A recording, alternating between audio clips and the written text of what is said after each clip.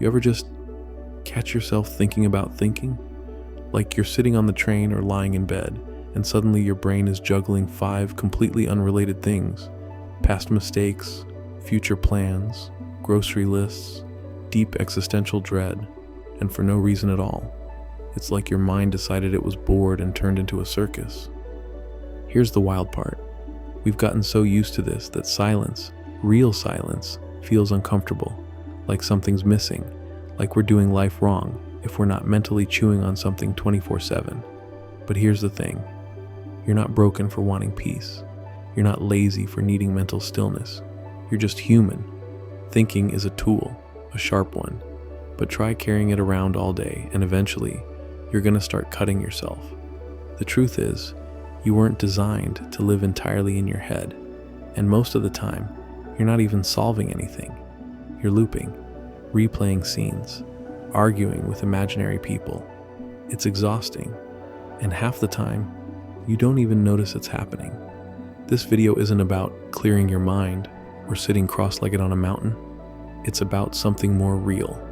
Understanding that constant mental activity isn't proof of awareness.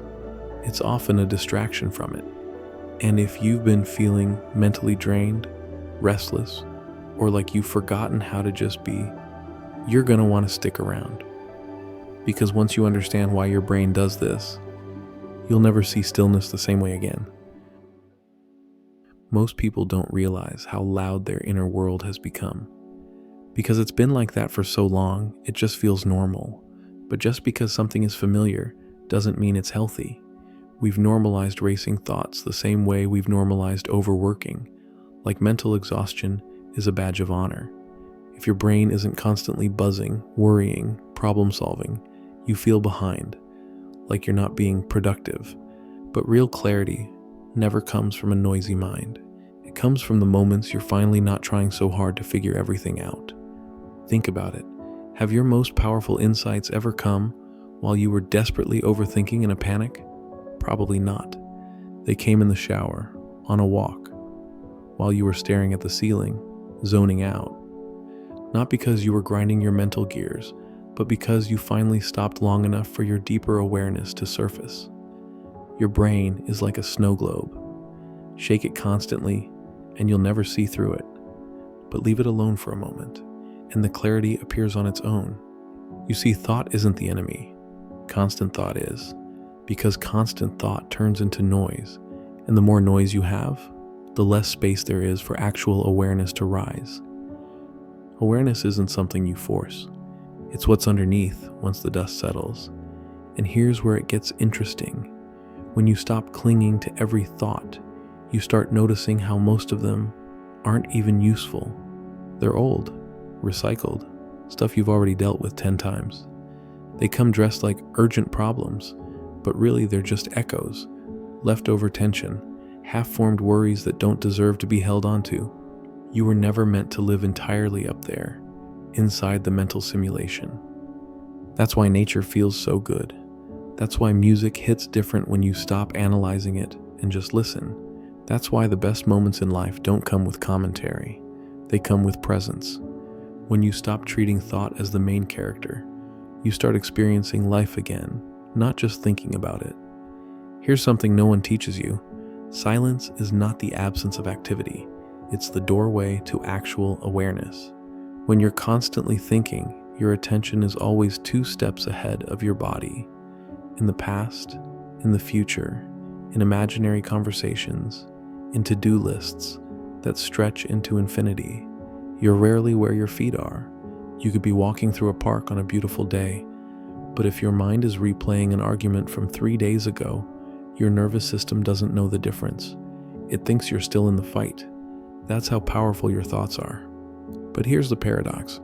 Your thoughts can only shape your life if you let them run the show unchecked. You are not powerless to them. You're not stuck with the noise. You're just used to reacting to every single thought like it's a notification that needs opening. Most of the time, it doesn't. You ever had a random negative thought pop up and suddenly your whole mood shifts? But if you actually trace that thought back, it came from nothing. No real trigger, just a habit, a loop, a muscle that got too strong from overuse. This is where stillness becomes powerful, because stillness isn't passive. It's not doing nothing. It's unhooking your identity from the mental commentary long enough to realize you're not obligated to think everything through. Some of your best decisions, the ones you felt in your gut, came from that space. You didn't overanalyze it. You didn't talk yourself into or out of it. You just knew.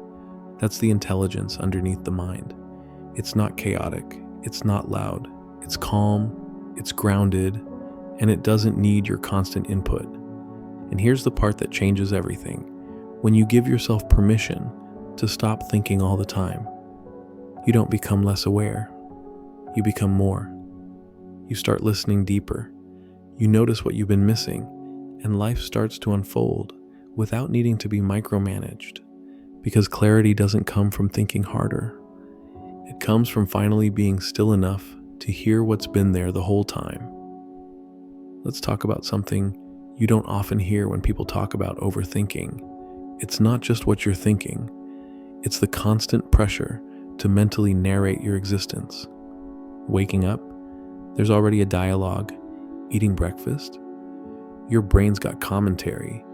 Even while relaxing, your thoughts are asking, am I doing this right? Should I be doing something else? It's like you're never really alone, because the mind has convinced you it always needs to explain, label, and judge every single moment. And that constant noise isn't just tiring, it pulls you away from actually living.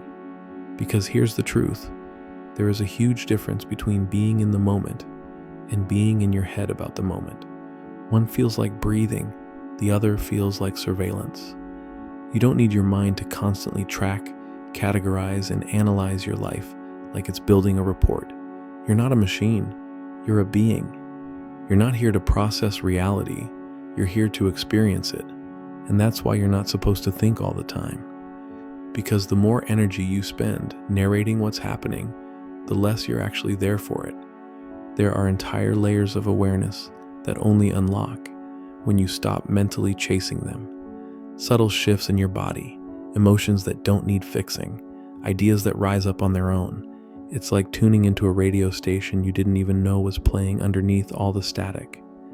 This is where presence becomes powerful, not in some spiritual abstract way, but in a practical, deeply human way. Presence reconnects you with your natural intelligence, the kind that doesn't need a pro or con list to know what feels right, the kind that doesn't rush to speak just to avoid silence, the kind that notices more, feels more, and reacts less. When you're present, you don't need your thoughts to explain the moment, because you're in it. And once you get a taste of that clarity, that stillness, that enoughness, you'll start to notice just how much noise you were carrying for no reason at all. You know what's wild? Most of the breakthroughs people are chasing, clarity, peace, confidence, aren't things you add to your life. They're what's left when you stop overcomplicating everything internally. We're taught that success and happiness come from doing more, planning harder, and mentally controlling every outcome. But in reality, it's usually about removing the noise that's in the way of what you already know, already feel, already are. The constant mental pressure to calculate your next move. That's not insight. That's tension, pretending to be progress. And here's where it gets real. The people who seem the most grounded, the most magnetic, the most at peace, they're not running thought marathons every hour. They've simply learned how to trust their awareness without trying to dominate it.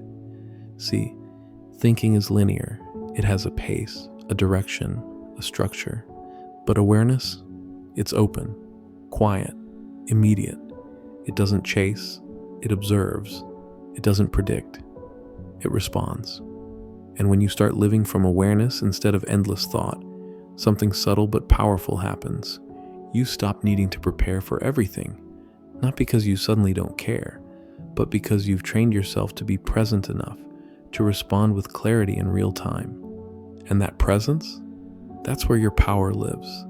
You stop being 10 steps ahead in your head and start being right here, in a way that feels stable.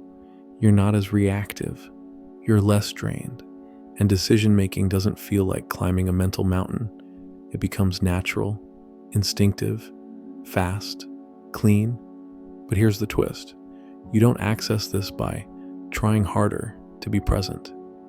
You access it by realizing you're already here. You don't need to earn this stillness. You just need to stop running away from it. That's why you're not supposed to think all the time. Because the real wisdom isn't hiding in the next thought. It's sitting quietly underneath all of them, waiting for you to stop long enough to notice. Let's be honest, silence has become suspicious in today's world. If you're not talking, typing, tapping, swiping, or planning, someone assumes something must be wrong. And even you might feel that itch, like you're falling behind just because your brain isn't multitasking 100 miles an hour. But what if silence wasn't emptiness? What if it's where all the real stuff starts to happen? You see, the problem isn't that you think, it's that no one ever taught you how to listen to life without thinking over it. There's a whole layer of experience most people never access because their thoughts won't get out of the way long enough for them to feel it. It's in the pause between conversations. It's in the breath before you speak. It's in the space between ideas where you're not reacting, not planning, just being awake in the moment. And in that space, something incredible shows up. You become more intuitive. You move with clarity instead of second guessing. You're less performative, more real. You listen better, respond better. You even start to enjoy doing nothing, not because you're lazy, but because you're finally not at war with stillness anymore. Here's the truth most people miss. You don't need to fill every quiet second with thinking. Some of the most important shifts in your life will come when you stop trying to think your way into the next level, and instead, feel your way into it. There is intelligence in the quiet, a kind of knowing that doesn't show up in words. It shows up in how calm you are when something used to trigger you. It shows up in how deeply you sleep, in how slow you breathe, in how much presence you bring to ordinary moments without trying to escape them in your head. You don't have to abandon thinking altogether. You just have to stop treating it like the only voice worth listening to. Because once you make space, once you allow awareness to breathe, even just a little, you'll notice that life has been trying to speak to you the entire time. And it doesn't shout, it whispers. There's a strange kind of freedom that most people never get to feel. The kind that doesn't come from finally reaching your goals or fixing your flaws, but from realizing you don't have to mentally chase everything in front of you. You don't need to catch every idea, respond to every thought, or mentally dissect every situation to live a meaningful life. Because not everything needs a thought. Some things just need your presence. You don't have to have an opinion about every headline. You don't need to mentally rehearse every possible version of your future. You don't have to overinterpret the silence in a conversation.